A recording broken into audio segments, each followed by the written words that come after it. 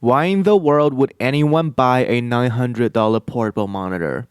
You see, when we search for portable monitors online, it is already rare enough to see a monitor with the price tag over $300. So that's what stumbled me because when I went online and searched for portable monitors, I found a 20.3-inch monitor with an 18.4-inch screen selling at a price tag of nearly $1,000. And I thought to myself, you know what? Maybe I should waste some money and buy one of these.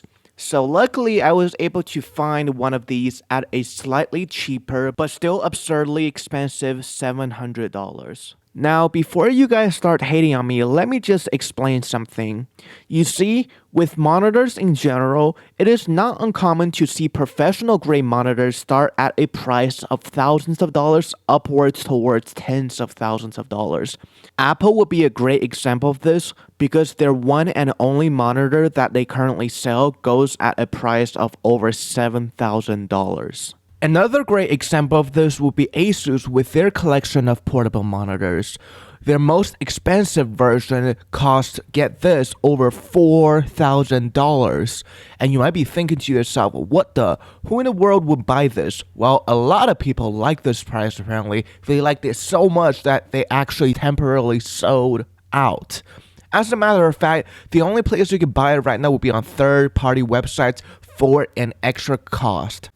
Asus's second most expensive portable monitor is actually much cheaper, clocking in at a starting price of $500. Now we are going to be comparing all of these monitors, two of them on the side being Asus's and the one in the middle being the one that I just bought. Now, as we can see, other than the crazy price tag difference, they all got the specs of what you would expect from a portable monitor. But as we move on to some of the more advanced specifications, we can see that the expensive monitor completely destroys the other two with a 4K OLED display, 0.1 millisecond response time, 1 million to 1 contrast ratio, and over 1.07 billion colors displayed. That is crazy and alone would justify the expensive cost. Now let's get into actually unboxing this monitor. As we can see off from the start, the monitor looks pretty well packaged inside of this cardboard box that also has their company logo off the side. The box looks really good and everything just looks pretty well packaged in this rectangle.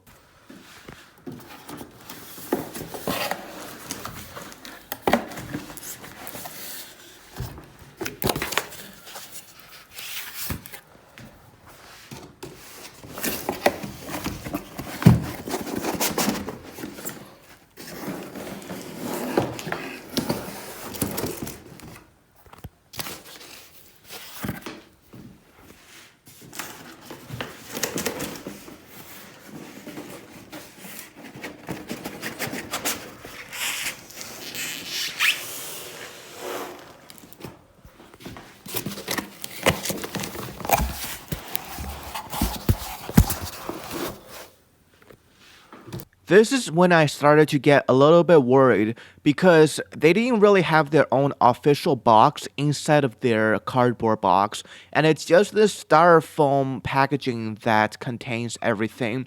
And in a way, I am worried because if that's the way they're going to package this expensive monitor, then the monitor quality might not be as good as I thought.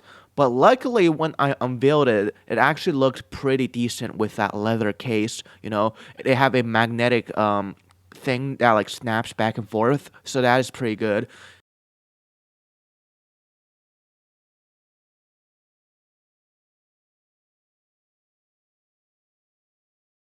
Once we do take the top layer off, we are greeted by some of the accessories, and they look pretty decent until we actually closely inspect them. The monitor stand is actually super questionable. It's this chunk of metal with some rubber. The charger is an USB-C charger like we'd expect, so nothing too much about that. On the right side, we have a manual with some pretty basic instructions. We don't really need to get into that. And finally, we got some cables. We first are greeted by an USB-C to C cable. And then, last but not least, we have an HDMI cable. So, yeah, that's about it.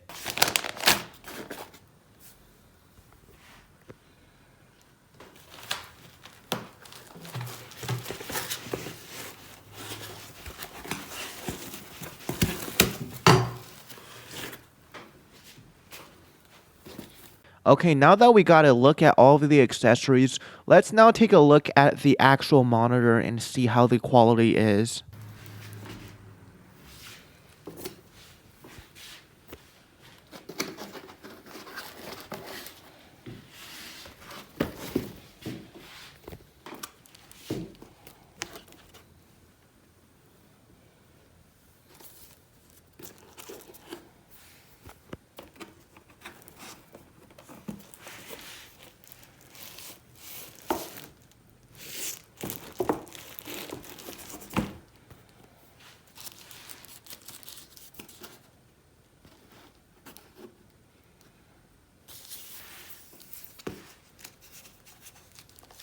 Okay, so after removing the monitor from that bag, this is the monitor at its purest form. So I'm going to leave the audio in for this part because I feel like anyone will be satisfied with the sound of peeling a plastic screen covering off any monitor screen.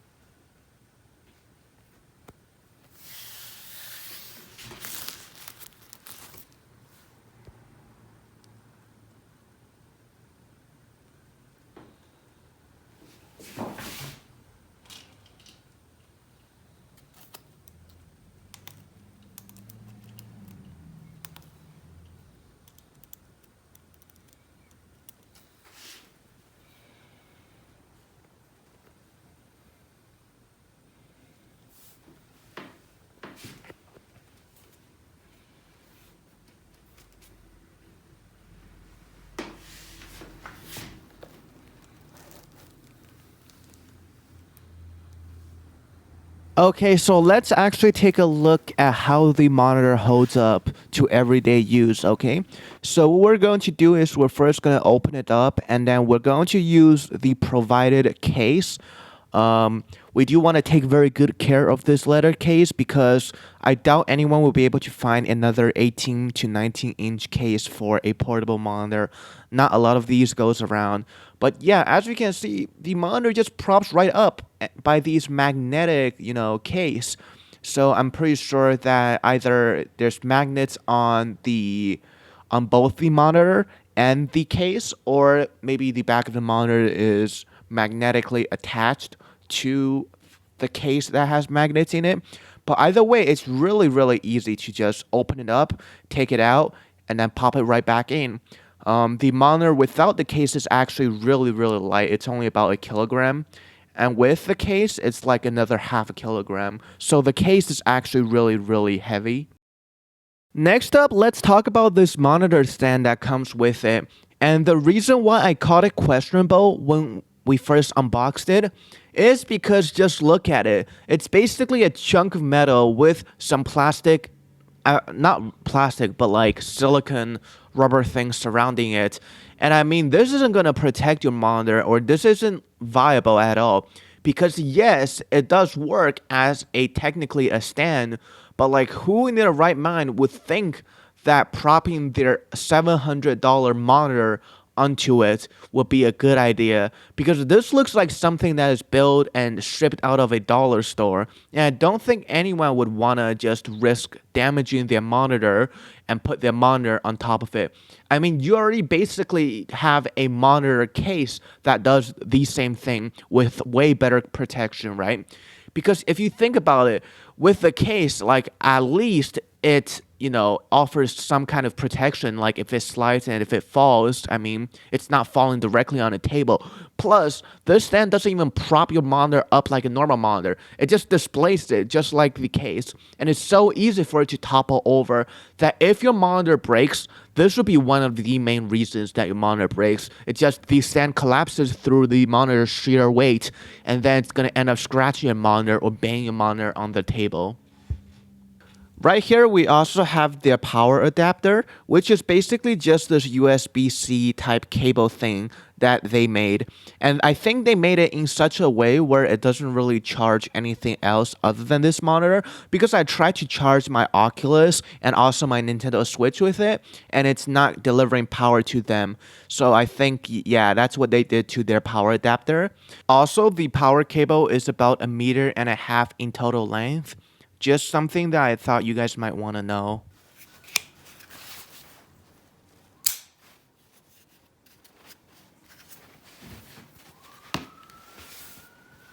This right here is the $500 to $600 portable monitor from Asus with a 17.3-inch screen.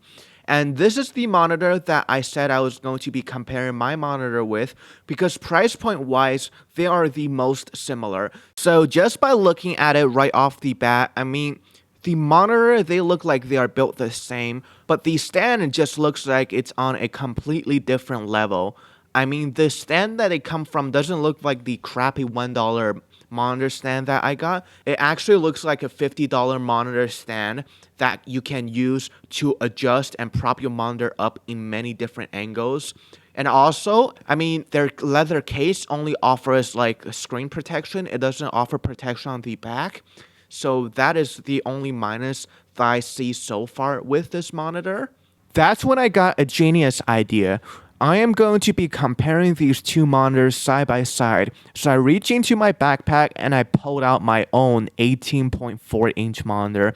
And right off the bat, we can see my monitor is much bigger. We're talking almost 2 inches in diagonal length bigger. And other than that, I mean, we don't really have any other things to compare with, because, I mean, in terms of accessories wise, we know that the Asus monitor completely destroys us in terms of accessories. So this is the only thing we can compare. Now, the 21.6-inch Asus monitor that costed over $4,000 is not displayed for some obvious reasons, of course. But yeah, I did find some other 21-inch monitor, and I was able to put my monitor side by side with it. And granted, a 21-inch monitor is bigger, but like height-wise, they are similar. But it's more of the length that is about 1.5 inches difference in length. So I guess in that regard, I'm not too upset about my monitor being a little bit smaller, because the screen size difference isn't really that extreme. Next up, I wanted to put my monitor up for some tests. So the first thing I wanted to test was to make sure that my monitor was actually displaying images in 4K. So I hooked it up onto my MacBook, and it was being detected as a 3840 by 2160 resolution monitor. So that is a check mark. It is a 4K monitor. One thing that is questionable is that it is being detected as a 15.6-inch screen. So that kind of confuses me. But I mean, hey, if it's made in China, stuff like this is going to happen. Next up, I am interested in testing for any IPS panel bleeding. So cheaper monitors tend to have more backlight leaking out of the edges of a monitor if it's trying to display black colors. So what I did was I took my monitor onto a room, opened an image of a white cross with a black background so that it proves that the monitor is turned on. And then I proceeded to turn off all of the lights. Now, unlike the $4,000 to $5,000 Asus monitor, my monitor isn't really OLED, so obviously there's going to be IPS bleeding no matter what. But I gotta say, this monitor is doing a great job at displaying true black. Even though we can see some backlight bleeding coming out of the edges, it is still showing the colors very vibrant. I also opened up my settings and shown that it is at full brightness. It is on level 10, so I am not turning down the brightness. And then we can see all of the logos are still displayed perfectly and beautifully. So It is very, very good at eliminating light and displaying true black for an IPS panel monitor. Now, I don't want this to be the only test that we conduct, but obviously we couldn't do any other test because we don't have a baseline monitor to compare it with. So I went out of my way and spent an extra $300 to buy a similarly spec'd 27-inch curved monitor that is not 4K. It's actually 1080p, but everything else is very similarly spec'd other than the size and weight. Now, I really don't want to bore you guys with another unboxing, so we're just gonna speed run through it.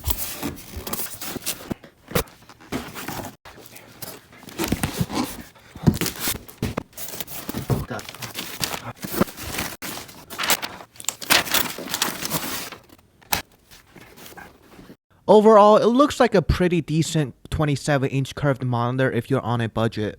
So as you can see, if we were to plug this new monitor onto my Mac, it is being recognized as a 27-inch curved display with a 1920 by 1080p resolution, not 4K unfortunately. Now, without even it having to be nighttime and us having to turn off the lights and go into full screen, we can already tell that this monitor is going to be struggling with the white cross challenge. As you can see, it is struggling to not make a ring of white light around the cross, and that is basically backlight bleeding for you guys. So unlike the other monitor, as you can see, it's not really able to get close to true black. I mean, you're kind of seeing dark navy blue at this point. And I mean, you've got to give them props though, because this is a budget monitor, and for them to not really have severe IPS bleeding on the edges, and I mean, that's at least half decent, so yeah. Lastly, I wanted to test both of these monitors side by side since they both run at a 60Hz refresh rate, as well as having similar milliseconds response time. So I decided to put some fast-paced moving gameplay. In this case, I've chosen Geometry Dash, and I have them side by side, and I use the camera to record the edge of the display to see how they hold up against fast-moving gameplay. Comparing them side by side, we can definitely see that they're both really similar, but we can also see that they're both really blurry. And this is completely due to the fact that they have a higher response time and a lower refresh rate, and that's what makes it blurry. But other than that, we can see that the right-hand side, which is the 4K portable monitor, is displaying the colors slightly more vibrantly and clearer. Before I end off this video, I just want to give you guys a few more details about this monitor. So just like Asus's $500 to $600 monitor, this monitor also has a built-in battery which can supply up to 2 to 3 hours of usage. Also, just like Asus's monitor, this one also has a built-in speaker, and it could get pretty loud. Unfortunately, I won't be able to do any gameplay because I am holding a camera in one hand and the controller in the other hand to navigate around.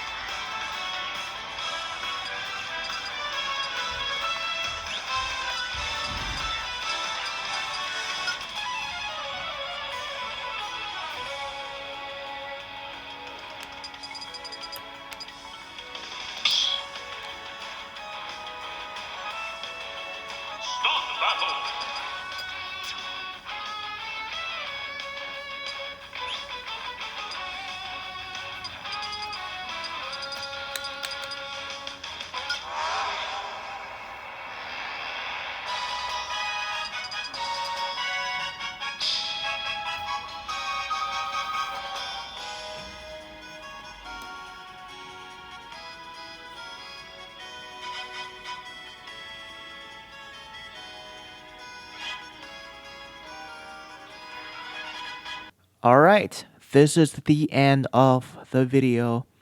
I thank you guys so much for watching, and we are approaching 1,000 subscribers.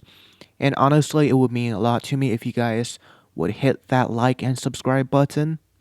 It would help me out a lot. I have a 1,000 subscriber special prepared, but yeah, please get me to that 1,000 subscriber mark. Thank you guys.